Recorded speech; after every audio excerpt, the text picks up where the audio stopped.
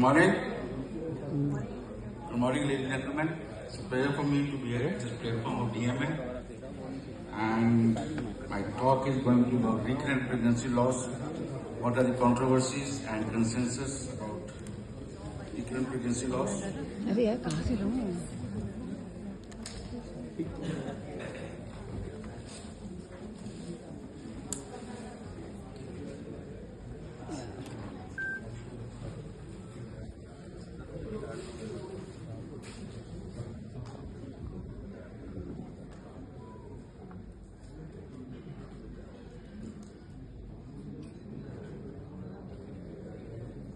I think we're done now.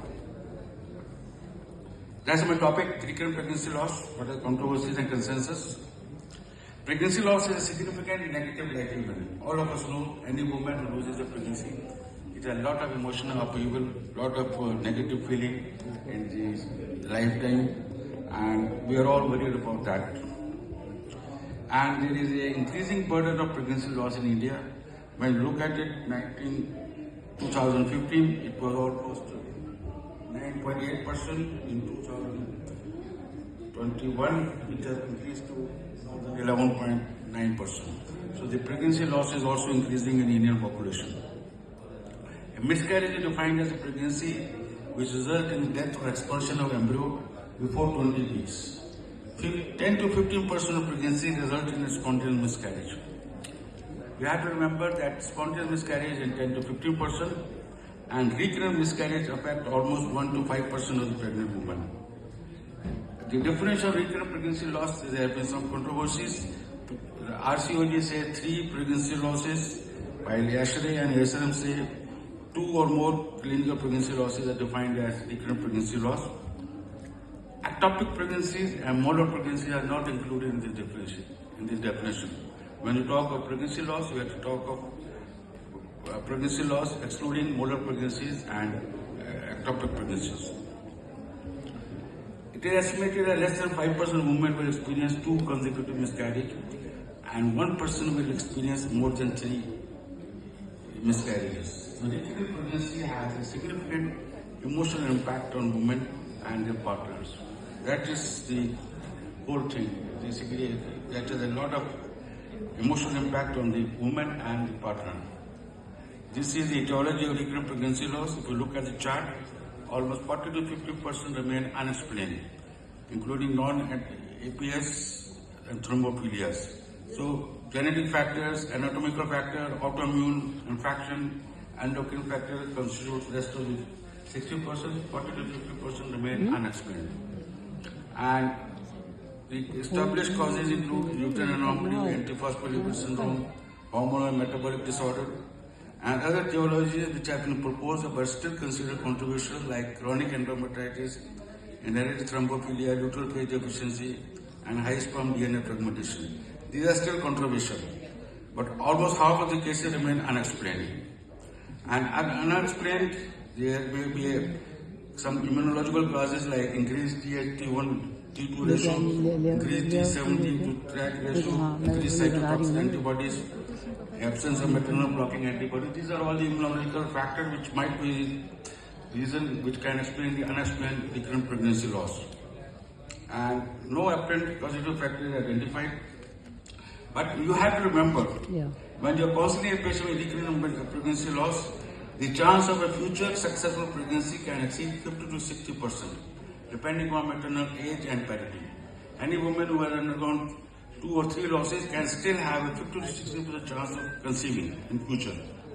And evaluation and treatment of recurrent pregnancy loss is as per the practice of Committee Opinion of American Society of American Reproductive Medicine, published in 2012. When to start investigation, when should start full workup after 2 or 3 miscarriages, has long been debated.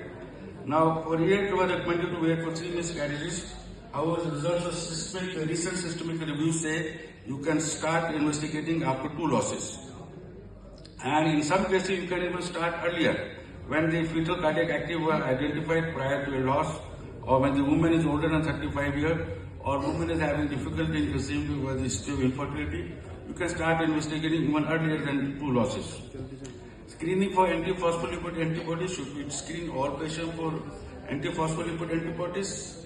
Yes, that is the most critical cause of recurrent pregnancy loss, which is well accepted and evidence-based. 5 to 15% of women with recurrent pregnancy loss have significant antiphospholipid antibodies, compared to only 2 to 5% in an unselected population. These are the different criteria how you define antiphospholipid syndrome. You must have one clinical criteria written on the left side and one laboratory criteria. You have to measure the lupus anticardiolipin antibodies, lupus anticoagulant, and anti-beta-2 glycoprotein. And you have to screen this lupus anticoagulant and anticardiolipin antibodies, both IgG and IgM, after 2 pregnancy losses, and you should repeat it after at least after 12 weeks again. What is the level? Screening for RPL for hereditary thrombophilia? No, we don't like to screen for hereditary thrombophilia, which include this protein S, protein C deficiency, antithrombin 3 deficiency, and factor 5 mutant. These are inherited thrombophilia. Generally, we should not screen for the hereditary thrombophilia. It is only recommended if a person or a strong family history of thrombosis or thrombophilia is there. Can we investigate for congenital uterine anomalies? It is preferred to evaluate for congenital uterine anomalies by transvaginal 3D ultrasound, sonography. MRI is not recommended, and in cases of some because of fibroid and endometrial polyp, cystoscopy is considered the gold standard. Shall we investigate for thyroid function, thyroid dysfunction? Yes, thyroid screening, TSH and TPO antibodies are recommended in women with recurrent pregnancy loss based on the high prevalence of subclinical hypothyroidism and thyroid autoantibodies in women with recurrent pregnancy loss. The potential treatment option testing for thyroid function is recommended. Shall we investigate for other metabolic and endocrinological factors like diabetes and prolactin? ASM said yes, you must check for diabetes and prolactin. By ASHRA said there is no need to assess for insulin, fasting glucose, or prolactin level, ovarian reserve testing, nucleophase insufficiency. According to ASHRA, all these are not recommended. Shall we screen patient for genetic factor for product of conception, cytogenetic analysis when the patient abort? Many of the doctors sending the product of conception for genetic testing. Genetic analysis of pregnancy tissue is not routinely recommended, but it can be performed for explanatory purposes. You can send it to explain to the couple what is the cause of this loss and benefit of providing the patient with the reason for the pregnancy loss. That is how after first abortion we don't send it. After second miscarriage we can send it for analysis, and if it is aneuploid karyotype, there is no need for any further action. The problem is when it is euploid karyotype, then the RPL workup has to be done. Shall we perform parental karyotyping? Shall we send the karyotyping for the parents, mother and father? The chromosome analysis you can send either for numerical or structural anomalies, and all of us have heard of balanced translocation and unbalanced translocation. I written here the reciprocal translocation is a balanced translocation, and on the right side is unbalanced translocation, which is a Robertson translocation. Most common is balanced reciprocal and Robertson translocation, which cause unbalanced translocation in the fetus. So parental karyotyping is not routinely recommended, and it could be carried out only after individual assessment of the risk. ASL will say you can always go for parental karyotyping. Shall we assess sperm DNA fragmentation in RPL? According to ASHRA, assessing sperm DNA fragmentation can be considered for explanatory purposes based on indirect evidence. Although the ASLM doesn't recommend, they say it is a controversial data. Coupled with RPL should be informed that smoking, alcohol consumption, obesity, excessive exercise would have a negative impact on the chances of a live birth, and therefore the cessation of smoking, normal body weight, and limited alcohol intake are recommended. What tests are not recommended? I have given a whole list of tests which should be done. What should not be done? HLA determination, anti-HY antibodies, cytokinin anti-testing, anti-nuclear antibodies, anti-HLA antibodies, all these tests are not required. Similarly, ESM gave a another list of tests which are not to be recommended. There is no convincing data that infection can cause recurrent pregnancy loss.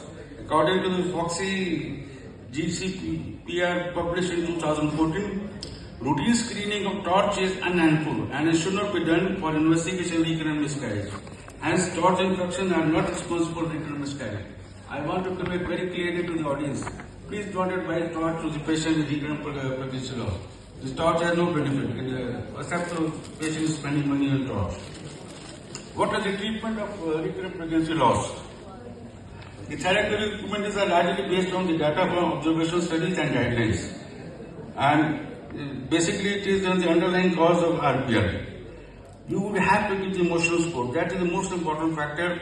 Like I mentioned, 50 to 60% of patients can conceive subsequently normally also.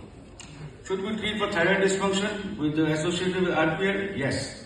You have to treat thyroid dysfunction and you have to maintain TSH level 2.5 milli-IU in the first trimester and up to 3 milli-IU in the second trimester.